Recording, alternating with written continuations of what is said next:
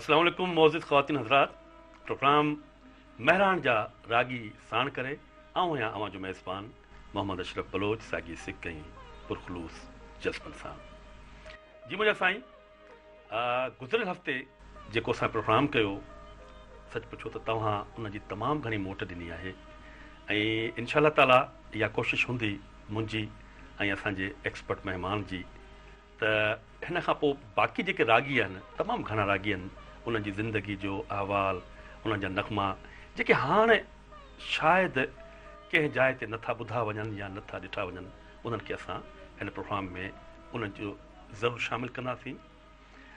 अॼु तव्हांखे ख़बर आहे त मुंहिंजो एक्सपर्ट, मुंहिंजो महिमान साईं नसीर मिर्ज़ा साहिबु मौजूदु आहे। सर अस्सलाम वालेकुम। वालेकुम अस्सलाम मोहम्मद अशरफ। छा हाल आहे सर? ख़ुशि आहियो? और दुआ गो आहियां।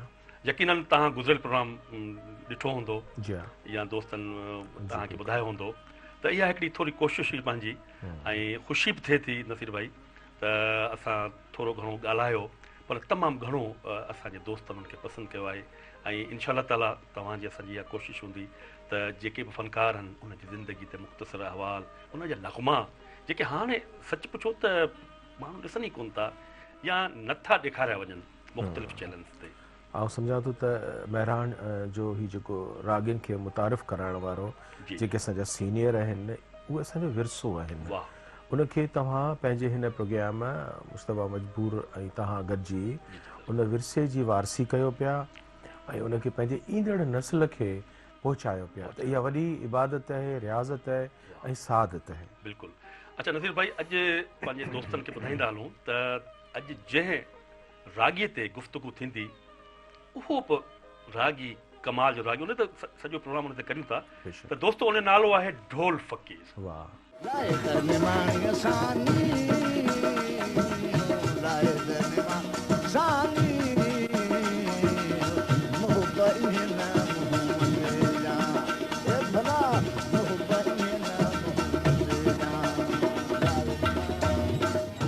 नालो ई ढोल ऐं वरी फ़क़ीर, त माना छा था सम्झो साईं तव्हांजो त या असांजो तालुक़ु रहियो आहे, छा ढोल छा हो साईं? बुनियादी तरह सां असांजा उहे सभई सदारंगी रागी जेके चपड़ी ऐं यकतारे सां ॻाइनि था, उहे कंहिं न कंहिं दरगाह जा तालिब आहिनि। जी सर। उहे हिकिड़े वॾे अज़ीम औलिया मोहबत कंदड़ दरवेश जा हीअं सम्झो त तालिब आहिनि। जी हा। त ज़ाहिर त असांजो जेको सिंध जो सूफ़ी फ़ुक़रा जो जेको सिलसिलो आहे तरीक़त जो, उन में उन्हनि जा रागी बि ऐं उन्हनि ई वांगुरु दरवेश ऐं फ़ुक़रा हूंदा आहिनि।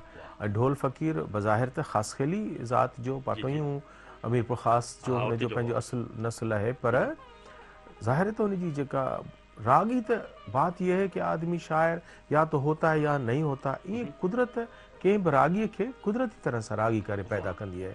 हाणे उहो त हुनजो टैलेंट हो ऐं फ़क़ीरी जेका आहे उहा हुनखे पंहिंजे मुर्शिदनि वटां पंहिंजे दरगाह तां मिली।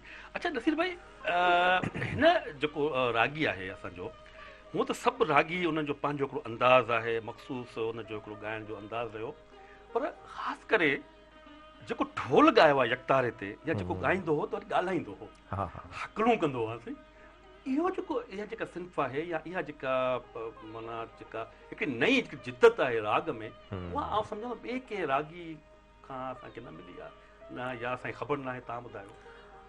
बुनियादी तरह सां ॾिसो, असांजो ढोल फ़क़ीर जेको आहे मंठार फ़क़ीर राजड़, ही खाणी राजड़ में दरगाह आहे ऐं सिंधी शाइरी जेका आहे उहा 20 सदीअ जा वॾा मख़तूम नूह सरवर रहमतुल्लाह अलैह सां वाबिस्ता हुन जा तालिब आहिनि ऐं उन गिराणे जा ही तालिब आहिनि मंठार फ़क़ीर राजड़ साहिबु। उहा जेका दरगाह आहे, छाकाणि त मंठार फ़क़ीर साईं कुदरतन वॾा शाइर आहिनि, काफ़ीअ जा शाइर आहिनि, वॾा मरसीअ जा वॾा शाइर आहिनि। ख़ुदाई मुर्तज़ाई उन्हनि जे कुलियात जो नालो आहे। त उन्हनि जे ई हयातीअ खां पोइ फ़ौरन उते जे दरगाह जो जेको गादी नशीन आहे जंहिंजो नालो आहे साईं वली बख़्श फ़क़ीर साईं। महफ़िलूं तव्हां सम्झो था त दरगाह जेके बि तरीक़त में चुश्ती ऐं कादरी सिलसिले सां वाबस्तगी आहे, नक्शबंदी ऐं सुहरवर्दी समा कनि था कन ते रखी, पर चुश्तिया या कादरी तरीक़े जा जेके आहिनि उहे राग खे जाइज़ सम्झनि था। मंठार फ़क़ीर बि पंहिंजी दरगाह ते उन राग नमूने जो उन हिसाब सां। सिलसिलो रखियो। ठीक ठीक। उन वटि जेके तरह तरह जा रंग रंग जा रागी जेके अचणु शुरू थिया त उन्हनि में ढोल फ़क़ीर बि हिकिड़ो हो। हाणे उन जो जेको गादी नशीन वली बख़्श फ़क़ीर साईं जेको आहे जी जी। उहो ख़ुदि हिकिड़ो ज़बरदस्त राग ॻाए पियो। वाह। गादी नशीन पाण पियो राग ॻाए, पर उहो राग ईअं बरसरे आम कोन पियो ॻाए सिर्फ़ु। ही वाह। तारीख़ी ॻाल्हि थो तव्हांखे ॿुधायां, जी जी जी छाकाणि त ढोल फ़क़ीर सां अॻिते हली आऊं तव्हांखे ॿुधाईंदुसि जेका मुंहिंजी वाबस्तगी ऐं जी जी वेझड़ाई रही आहे जी हिकिड़े रेडियो म्यूज़िक प्रोड्यूसर जी हैसियत जी में। जी। त पाण ॿुधाईंदा हुआ त वली बख़्श साईं जेके आहिनि उहे कमरे में अंदरि वेही ॻाईंदा हुआ, अच्छा चपड़ी माशाल्लाह। यकतारो इस्तेमालु कंदा हुआ। सुभान अल्लाह। असां पुछियो त इहो जेको हुंगार आहे, हा हा हा हूं ऐं तव्हां वरी ॻाल्हायो पिया, हाँ हाँ। इहो त असां सदारंगी ख़ानकाही जेको राग आहे सॼी सिंध में, इहो त नमूनो असांखे किथे नज़र किथे नथो कोन अचे। आयो बिल्कुलु। त पाण चयूं त बाबा आऊं इहो सिखियो आहियां पंहिंजे मुर्शिद सजादा नशीन गादी नशीन वली बख़्श सरकार खां। त इन अच्छा। करे उहो जेको फ़न जेको तव्हांखे जी आऊं हाँ। वज़ाहत पियो कयां सॼी जी सिंध जी ॿुधे पई जी जी। त ढोल फ़क़ीर पाण ई पंहिंजी ज़ात में हिकिड़ो अला अनोखो, साईं जो हाँ वॾो हाँ। नवाज़ियल हुयो। जी जी। हर माण्हू जेको नवाज़ियल हूंदो, जेको ॾात धणी हूंदो, वाह। उनखे सिर्फ़ु पंहिंजे माहौल ऐं तरबियत सां पंहिंजो फ़न निखारण जो मौक़ो मिलंदो आहे। ऐं ढोल फ़क़ीर खे जेको फ़न निखारण जो ख़ानकाही हद ताईं मौक़ो मिलियो आहे, जी जी। उहो मंठार फ़क़ीर राजड़ साईं जी दरगाह मां मिलियो आहे। वाह। अच्छा नसीर भाई, हाणे बजाए जो हुनजो पाण अञा ॻाल्हाईंदासीं, छो न हिकिड़ो कलाम जेको आहे सो पाण ॾिसूं ढोल फ़क़ीर जा सुभान आवाज़ अल्लाह, सुठो सुभान ईंदो। अल्लाह। त दोस्तो अचो त ढोल फ़क़ीर जो पहिरियों ई कलाम ॿुधूं था। मुर्तज़ा मजबूर साहिब खे गुज़ारिश कंदासीं जेके चूंड कलाम आहिनि उन मां असांखे को सुठो कलाम ॿुधाए ऐं ॾेखारे।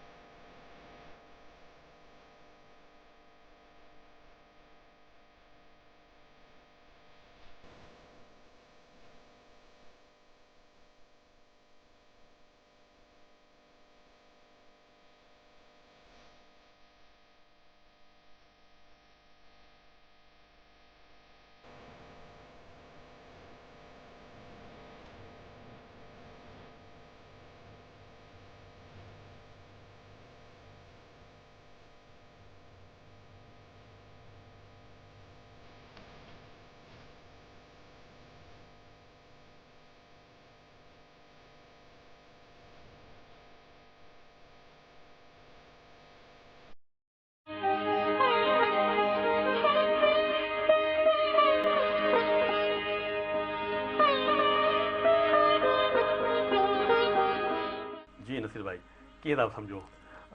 बसि मूंखे जॾहिं ही स्क्रीन ते वेही हींअर ढोल खे ॾिठोसीं जी जी त मूंखे त उहो ज़मानो थो यादि अचे जॾहिं मां ख़ुदि हुनखे साम्हूं खां वेही ॾिठो आहे, ॾिठो आहे बिल्कुलु, उनखे ॿुधो आहे, रिकॉर्ड कयो आहे, कचहरी उन कयो सां हुन। कचहरी कई आहे, ऑफिस में वेही रेडियो पाकिस्तान हैदराबाद ते शोबे मौसीक़ी जे ऑफिस में उहो ईंदो हो, वाह। पंहिंजे फर्ज़ंद सां गॾिजी ईंदो हो।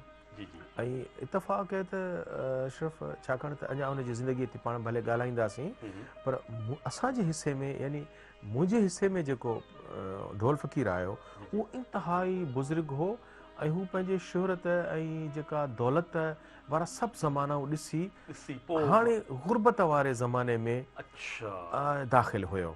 अच्छा त हिनखे ॾिठोसीं ढोल खे त हीउ हुनजो ज़मानो मूंखे यादि आयो। वाह वाह। अच्छा नज़र भाई जेकी तव्हां मूंखे इजाज़त ॾियो त दोस्तनि खे थोरो मुख़्तसिर तारीफ़ ॿुधाईंदा हलूं बिस्मिल्लाह। त सिंध जो ही लोक फनकार ढोल फ़क़ीर रेडियो पाकिस्तान जे उन्हनि लोक फनकारनि मां आहे जिन तमामु घणी मशहूरी माणी ऐं पंहिंजो मनसब पंहिंजे पाण खे ॿुधायो त आउं छा आहियां।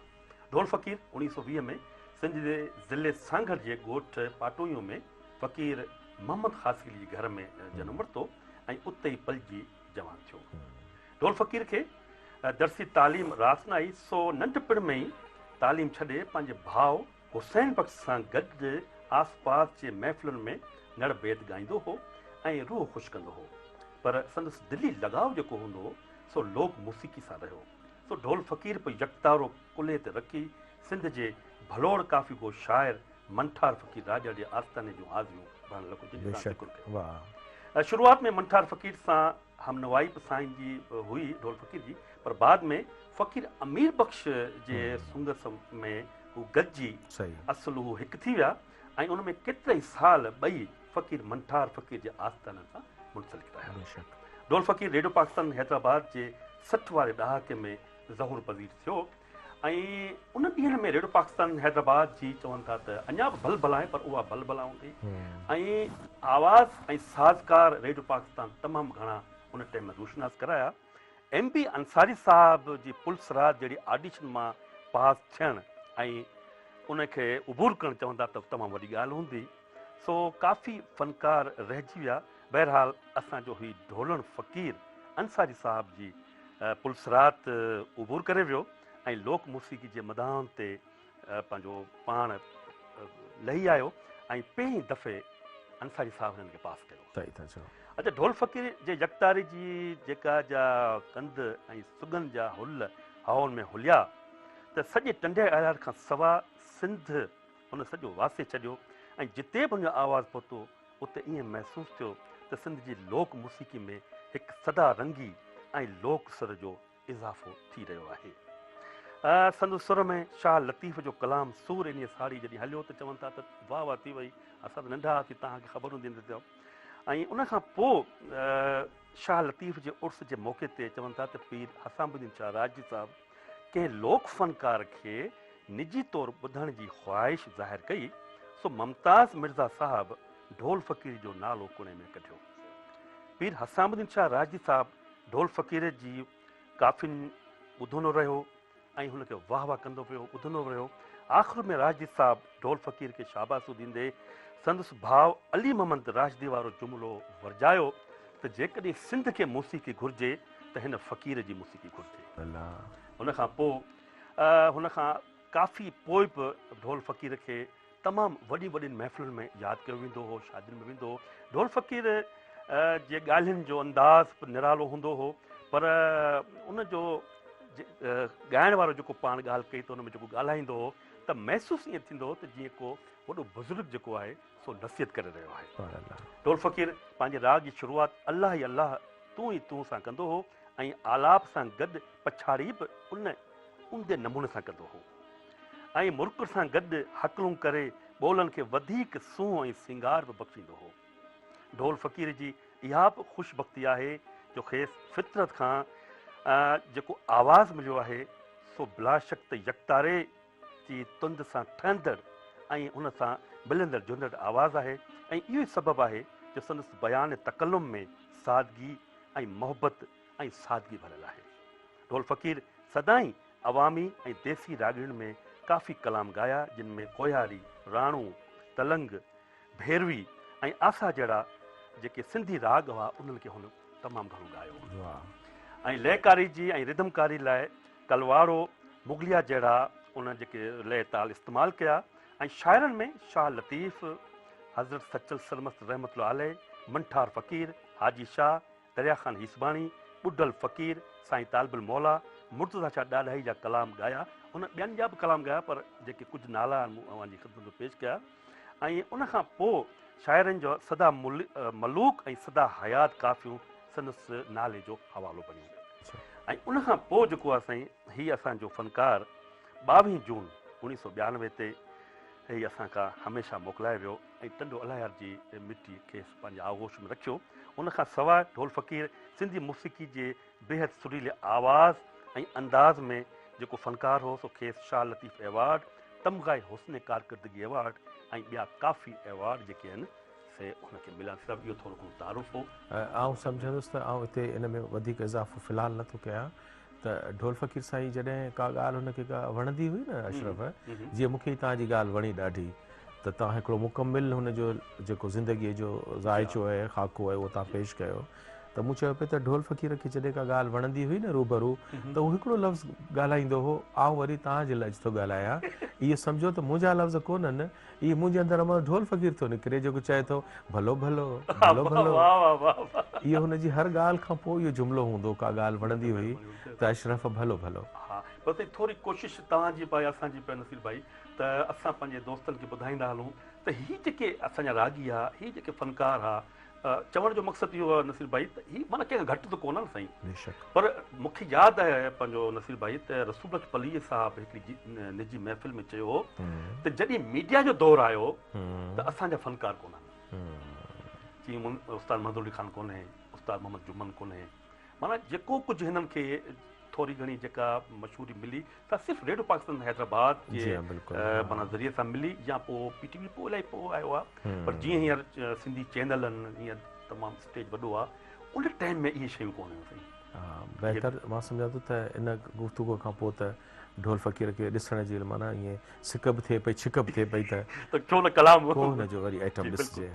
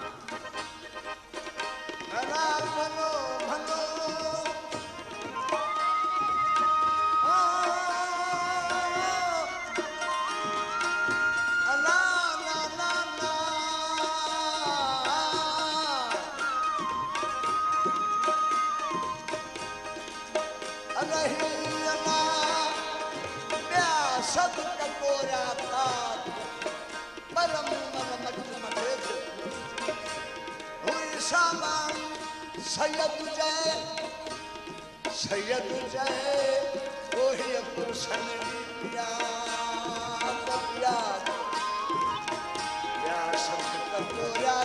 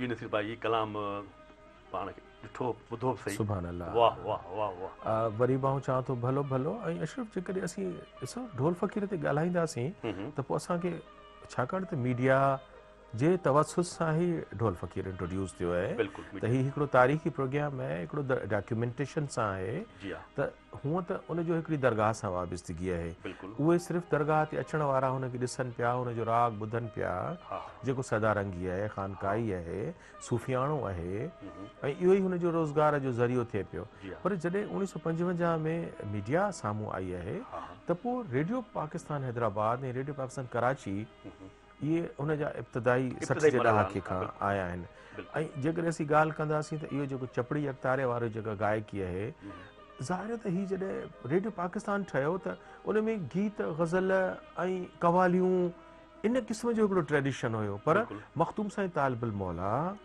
डॉक्टर नबी बख्श ख़ान बलोच जेके रेडियो जे मशावरती कमेटियुनि जा मेंबर हुया उन्हनि चयो बाबा हीअ असां गीत बि अखियुनि ते असांजो बैत बि अखियुनि ते कलाम अखियुनि ते हा हा पर बाबा असांजो विरसो जेको आहे जेको दरगाह जो ख़ानकाही विरसो आहे असांजो जेको लोक अदब आहे इहो किथे इहो छा उते ई हूंदो त उन्हनि इसरार करे सभ खां पहिरीं हुननि आर्टिस्ट जेको इन क़िस्म जो आंदो उनजो नालो हो ईसा फ़क़ीर अच्छा जेको मख़तूम नूर सर ऐं मख़तूम साईं तालिबुल मौला जे हाज़िरी जो फ़क़ीर हो हाणे मंठार फ़क़ीर जे करे ढोल फ़क़ीर बि उन ख़ानदान जो तालिब लॻो पियो आहे हाणे ढोल फ़क़ीर बि उन्हनि जे तवसुत सां त बाबा हीउ ॿियो तंद ते ॻाईंदड़ अच्छा तव्हांजी ॻाल्हि कयो जेको ईसा फ़क़ीर आहे जी इहो माना 50-55 जी माना ॾहाके जो आहे उन खां पोइ ढोल फ़क़ीर पोइ ढोल फ़क़ीर 60 खां पोइ वारे 60 खां ज़माने पोइ में माना आयो हिते आहे। पर पहिरीं ज़रूरु ॻाईंदो हूंदो पर ओतिरी हुनजी न पर हूंदी। फ़क़ीर अब्दुल गफ़ूर ऐं ईसा फ़क़ीर इहे शुरू में आया आहिनि। अच्छा त असां वरी ढोल फ़क़ीर ॾे जो मोटूं था त उन्हनि ढोल फ़क़ीर जो रंग जेको आहे उहो एम बी अंसारी साहब खे, उन खां पोइ असांजे ख़्वाजा इमदाद अली साहब, तव्हांखे यकीन करियो त ख़्वाजा साहब अलाह साईं हिनखे वॾी हयाती ॾे, ऐं तो ॿुधायां त ख़्वाजा साहब हुन जा कहिड़ा कलाम रिकॉर्ड कया आहिनि, पाण पैनल ते वेही रिकॉर्ड कया आहिनि। वाह। मिसाल तौर ते इहो लाए त निमाणीअ सां नी मूं बि ईअं न मुंहुं मटिजे, हा हा वरी साईं जीअ में जोगियुनि जा दुहड़ा दुखनि था, ऐं इहे इब्तिदाई कलाम आहिनि जेके असांजे ख़्वाजा इमदाद साहब रिकॉर्ड कया आहिनि। ठीकु आहे। उन खां पोइ ग़ुलाम हुसैन शेख साहब आहे, पोइ अच्छा साईं, जहांगीर कुरैशी साहब अच्छा आहे। नज़ीर भाई मां थोरी वॾी ॻाल्हि कटियां थो हितां त एम बी अंसारी साहब जेको हो उहो त माना हूंदो, माना उहो उनखे तव्हां हिते ड्रामा में वधीक था एक्सपर्ट सम्झो, हिते म्यूज़िक में इहे ॿई स्पेशलिटीज़ हुयूं हुनजो। हुन में हुयूं। जी हा। त पोइ एम बी अंसारी साहब का रिकॉर्डिंग कई आहे पाण हिनजी? जी हा, छाकाणि त एम बी अंसारी साहब जे ऑडिशन खां पोइ असल जेको रिकॉर्डिंग्स जो क्रेडिट आहे उहो पहिरियों ख़्वाजा इमदाद अली ख्वाजा साहब इमदाद आहे, आहे, उन खां पोइ ग़ुलाम हुसैन शेख ग़ुलाम साहब हुसैन आहे, शेख आहे, पोइ पोइ अनवर बलोच आहे, जहांगीर कुरैशी कुरैशी आहे, उन खां पोइ मुंहिंजे हिसे में तव्हांजे आहे। हिते में जी आयो। हा। अच्छा नज़ीर भाई, पोइ इन जो मक़सदु इहो थियो त जीअं हिकिड़ो माना हिकिड़ो गैप आहे, ठीकु आहे न मौसीक़ी में, त प्रोड्यूसर जेके हुआसीं उहे बि उन वक़्त खां वठी नाले मां त माना ॾिसो आख़िरी जेके लम्हा जेके आहिनि जिन मौसीक़ी खे वरी ज़िंदा कयो उन में तव्हांजो नालो अचे थो। जी उन खां पोइ वरी ख़ातिर ख़्वाह इदारा त हलनि पिया, उहो नालो छो कोन अची सघियो? हाणे थोरो वरी आऊं थोरो इहो थोरी ॻाल्हि कटे तव्हां खां पुछां। पर अशरफ ॾिसो, इंसान जी हयाती आख़िर बि त ख़तमु थिए थी। जी हा। कहीं मीर अनीस जो शेर ऐं बार बार पढ़ंदो आहियां, जो ज़िंदा है वो मौत की तकलीफ़ सहेगा, जब अहमद मुरसल न रहे कौन रहेगा। त 1992, 94, 96 ताईं असांजे जेकॾहिं ॾिसंदासीं त वॾा वॾा आर्टिस्ट सभु दुनिया मां वेंदा रहिया न। 1980 ताईं जॾहिं असां रेडियो में आयासीं त उस्ताद मंज़ूर अली ख़ान बि कोन हो, ऐं मास्टर मोहम्मद इब्राहिम बि कोन हो, उस्ताद मोहम्मद जुमन डायबिटिक हुयो ऐं शदीद, हालांकि उहो असांजे स्टाफ आर्टिस्ट हुयो, ऐं हिकिड़े सुठे पंहिंजे स्केल सां हुनजी रेडियो में नौकिरी, उहो कंपोज़र हूंदो, असां सां गॾु हूंदो। त बाक़ी ढोल फ़क़ीर असांजी अखियुनि जे अॻियां 1992 में गुज़ारे वियो। हुसैन बख्श ख़ादिम क़रीब क़रीब उन्हनि ॾींहंनि में हलियो वियो। असांजो पंहिंजो फ़क़ीर अब्दुल गफ़ूर जहिड़ो माण्हू हलियो वियो, ऐं मिठू कच्छीअ जहिड़ो माण्हू असांजे अखियुनि जे अॻियां हलियो वियो। त हिकिड़ी जेका सीनियर खेप हुई उहा त यकसर गुम थी वई हली, ऐं अखियुनि जे अॻियां 1996, 97 में उस्ताद मोहम्मद यूसुफ जहिड़ो बेमिसाल फ़नकार हलियो वियो। पोइ असांजे हिसे में वहीद अली, अनवर हुसैन बिस्तड़ो, ऐं पोइ अलदाद ज़रदारी, भुट्टो ज़रदारी, इहे अलबत्ता ईंदा रहिया। त तव्हां जो चयो न त पोइ असां खां पोइ वारे 30 ताईं त उहे बि ख़तमु थी विया। अच्छा नसीर भाई, कलाम त हुआ सभु ढोल फ़क़ीर जा, ढोल त माना हुन कलाम में ढोल ई ढोल हूंदो, ठीकु आहे न, मोहबत हो, सुरूर हो, सिक हुई, प्यार हुयो, उन ॻाल्हि खे रखी करे माना कंहिं, पर हिकिड़ो कलाम जेको आहे जंहिं ते काफ़ी कमु थियो त लाए जे निमाणीअ सां खाइजे त खाराइजे, न खाइजे, इहे इन में एॾो हुन मरहूम जेको आहे एॾो हुन माना कयो आहे त सची पुछो त ईअं महसूसु ईअं थिए थो केॾी केॾी महिल त इहो हिकिड़ो मैसेज वञे पियो, कंहिंजे का दास्तान आहे या का डॉक्यूमेंट्री ॿुधाए पियो या कंहिंजी ॻाल्हि ॿुधाए पियो या को माना जी नंढड़े ॿार का नसीहत कबी आहे ॿुधाए थो। असल में असांजो जेको सिंधी राग आहे न अशरफ, त उन में हिकिड़ो त इहो ख़ानकाही राग जंहिंजो असीं सदारंगीब जंहिंखे सॾियूं पिया, उन सां गॾोगॾु असां वटि दास्तान गोई बि आहे। मास्टर मोहम्मद इब्राहिम दास्तान गोई कच्छ मां खणी आयो आहे, वरी साईं बदीन मां मिठू कच्छीअ वारा उनखे हलाइनि पिया। त हीउ जेको असांजो ढोल फ़क़ीर आहे उनजो फ़न ॿिनि अंदाज़नि जो आमेज़िश आहे। हिकिड़ी किसा गोई आहे, दास्तान गोई आहे, ऐं हिकिड़ो वरी सिंधी सूफ़ी राग आहे। हाणे अचूं था इन पॉइंट ते त ढोल फ़क़ीर छाकाणि त पढ़ियल लिखियल त कोन हो, कमाल जो हुनखे कलाम ॾिबो हो त उनखे फुकरा या दोस्त यादि कराईंदा हुआ, ऐं हाफ़िज़ो एॾो आलीशान जो पूरी ज़ेर ज़बर सां सॼो नक्शो अची वञे, कॾहिं चवंदा कापी कोन रखी। ॿियो त हीअ जेके रागी हुया इहे बुनियादी तरह सां सुघड़ बि त हुआ न, ऐं सुघड़ जो जेको मैसेज हूंदो आहे उहो रुगो राग ॻाइणु कोन हूंदो आहे, माण्हू खे महसूसु करणु कोन हूंदो आहे, उन्हनि खे तालीम, उन्हनि खे तरबियत बि ॾियणी हूंदी आहे। अच्छा त हाणे इहो माना छो न भला इहा ॻाल्हि हिते रखे, जी हा, हीउ नगमो जेको आहे कलाम आहे, बेशक। छो न पाण ॾिसूं ॿुधूं। यार करन माना तू दरहूं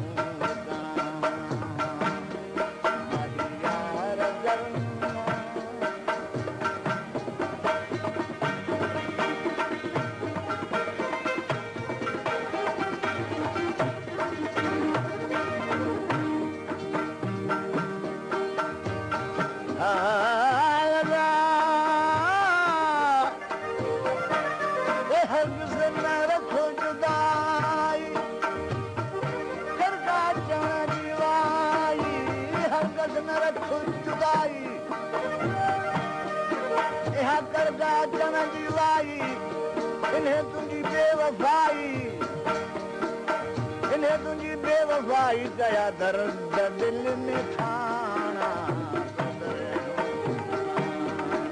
ए दर्द दिल में ठाना उधर यार करन माना उधर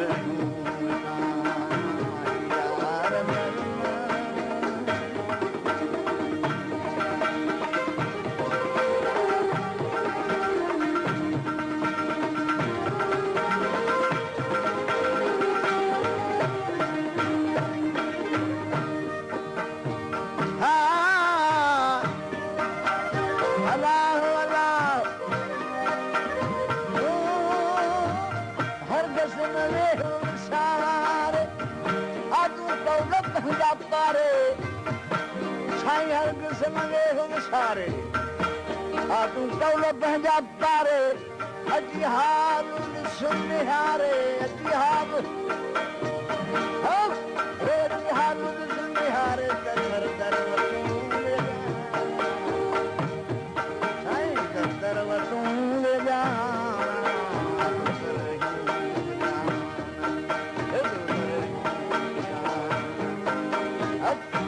यार कर न माना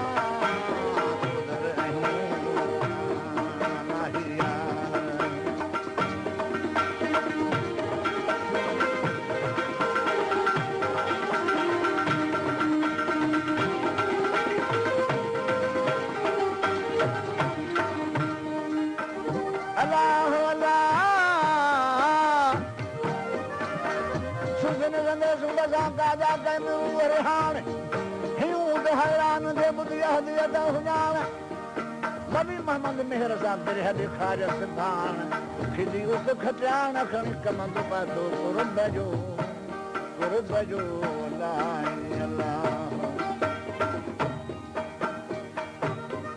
हमें वली मोहम्मद के रख जा नजर में बहर तोरे हिन बर में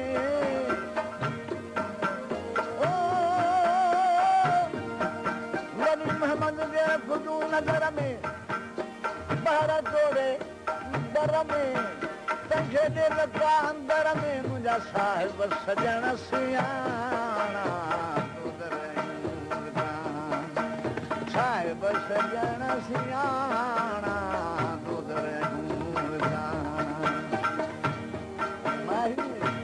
माही यार करन माना तू रहूं बस मूंखे बि एतिरो ई ज़हन में आहे ऐं मूं चवण बि चाहियो पिए त छाकाणि त ही मजलिसी ऐं महफ़िल जो रागी हुयो ढोल फ़क़ीर असांजो।